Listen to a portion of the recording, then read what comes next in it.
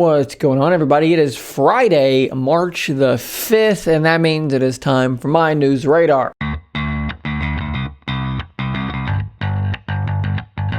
As always, please do take a moment and consider becoming a member by clicking the join button down below, or perhaps becoming a patron on Patreon, as this channel is community supported. If you cannot do that, just simply think about hitting that like button, maybe sharing this video, subscribing, commenting, anything that might help positively impact that old algorithm. Thanks. Apps make the world go round. If you build a great platform, a great operating system, if there are no apps, well, it's destined to fail. And unfortunately, that's a problem that several Microsoft properties have dealt with over the last many years, be it Windows Phone or even Windows 10. Head over to that Microsoft store and be amazed at how few apps there are, especially when you compare it with something like the Google Play Store or Apple's App Store.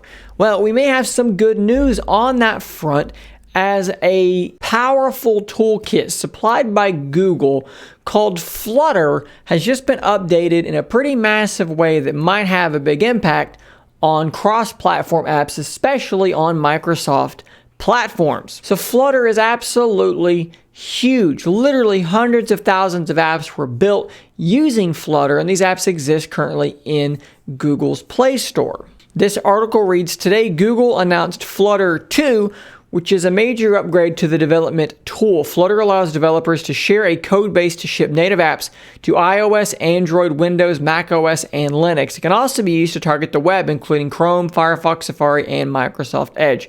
The update to Flutter brings several major changes and improvements, including production quality support for the web." So basically, using Flutter 2, you can make an app that supports any of the aforementioned platforms, as well as web browsers in the form of a PWA or progressive web app. And as a lot of you will know, these progressive web apps are becoming really quite powerful. It's amazing how much you can do simply in a web browser. So essentially what we're talking about here is a world where someone can make an app for Android using Flutter 2 and then almost effortlessly port that app either into Microsoft Store or just create a web app that will work on literally any platform incredibly easily. This article reads, "There are already over 150,000 Flutter apps out there on the Play Store alone, and every app gets a free upgrade with Flutter 2 since they can now grow to target desktop and web without a rewrite." That's incredibly powerful. So basically, if these 150,000 developers say, okay, well, let's get a PWA going, let's get this over onto Windows 10 through the web browser,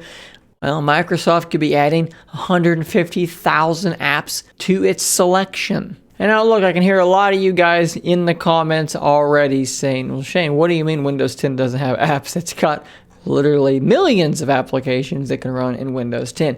And yes, you are completely correct about that. But it seems quite clear with something like Windows 10X what Microsoft's intentions are with Windows in the future. I'm not saying they're going to ditch Win32 apps, but Windows 10X will launch without Win32 app support. So this is going to be extremely important for Microsoft's future. Apps are changing. There's a reason we call apps apps, not applications. And I realize app is a shortened version of application, but there's an actual distinction there between Instagram, Twitter, mobile apps, and old school style Windows applications. And sticking with this Flutter 2 theme, there's a little bit more to add to this because Surface Duo is going to be natively supported in Flutter 2's framework because Flutter 2 does support dual screen devices. So this will also work to fast track current apps to support dual screen devices as well. So a developer could essentially port their app that was specifically designed for Android over to Windows 10, Windows 10X via progressive web app, but also over to Surface Duo all in one fell swoop. All right, so let's jump over to the gaming world and touch on a news story that I've kind of talked about in the past already. The Nintendo Switch has been out for quite some time, and it is rapidly approaching the time when it's going to need a hardware refresh, and the rumors have been rampant for the last several years, and they look like they're ramping up Again, we have a report here from Bloomberg, which states that the Nintendo Switch next gen will support a bigger Samsung OLED display, as well as support for 4K graphics in this upcoming holiday season. Now, what are we talking about here? We're talking about a 7-inch 720p OLED panel that Samsung apparently is making for the next gen Switch. And then the 4K graphics would come in when you are in docked mode. So what I wanted to do here is I want to kind of rewind a bit and remind you guys of something that I said literally months ago. This was basically in line with my prediction from months ago.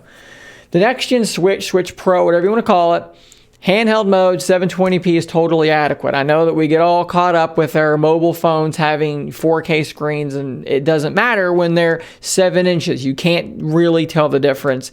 All it does is kill your battery. For years and years, Samsung was making phones with super high-res screens and then in the settings only displaying 1080p on them because it just doesn't make any sense to do 4K on a screen that size. There's no benefit to doing so, or almost imperceivable benefit from doing so. Then on the flip side, actually using a handheld like that, something running an NVIDIA Tegra chipset to actually render 4K graphics is insane. It's not possible and it's not going to happen. The next Switch is not going to render 4K graphics. I don't care what this article says.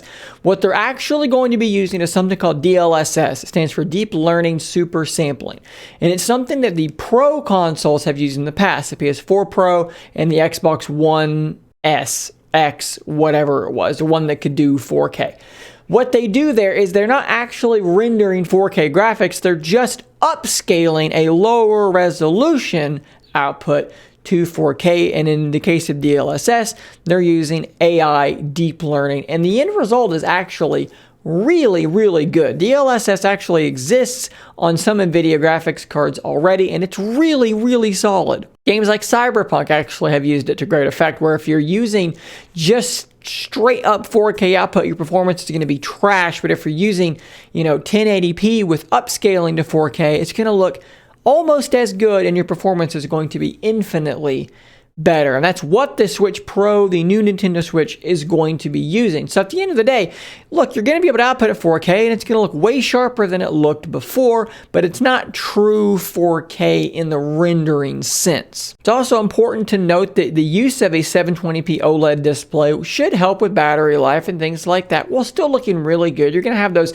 nice richer blacks, the deeper dark colors, as well as faster response time when compared to the LCD display that is in the current Switch. Should be pretty interesting. I'd love to know what you guys think of the Nintendo Switch Pro, whatever this is going to be, if this is worth an upgrade to you to get 4K output in docked mode. Let's talk about the Red Magic 6. This is one of the craziest phones I have ever seen. This thing looks insane. This is a gaming-centric phone. This is a gaming phone of the absolute highest caliber. They've got little capacitive shoulder buttons on the sides to act as triggers.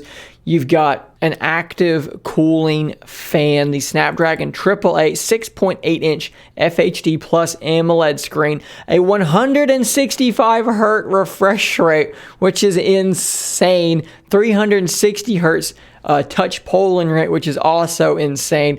The Pro has a 4,500 milliamp hour dual cell battery, which charges up to 120 watts. That's ridiculously fast. That's why it's dual cell, because when you're charging at 120 watts, a single cell cannot handle that kind of charging. So they're using two cells.